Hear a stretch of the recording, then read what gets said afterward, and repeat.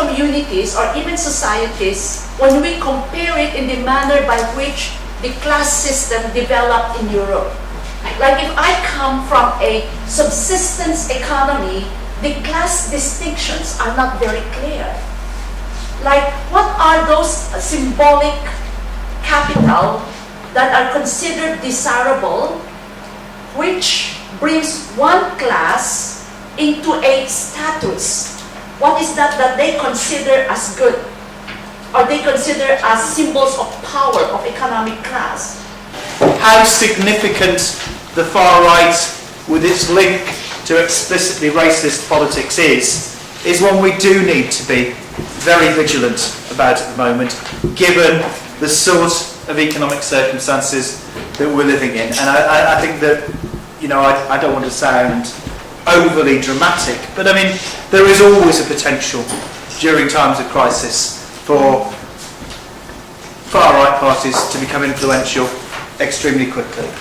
That you have to confront head on the politics of the situation.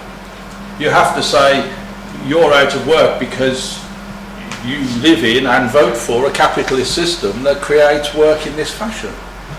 And if you're going to understand why you're jobless, you have to understand that process. Now that doesn't mean that everybody's going to be able to understand that level of political debate, so you have to find ways in which you can have that.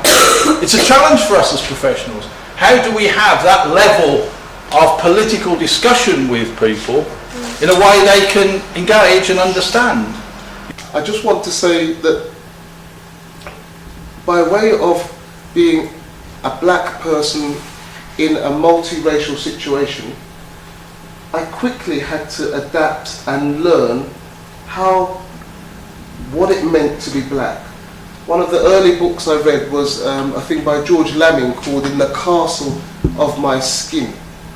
The issue of third country nationals needs a lot more attention, because there are all kinds of anomalies and injustices affecting people who don't have European Union citizenship but live inside the European Union and work inside the European Union. And there are many differences in national law and many differences of treatment of mobile Europeans and immigrant or migrant subjects from third countries. And democracy and citizenship must somehow expand beyond present national conceptions, but how to organize that? The EU is trying to do it, and it's very interesting. You can compare the European Union with the similar body in North America, the North American Free Trade Area between Canada, United States and Mexico, and there are absolutely no political rights in that free trade area whatsoever.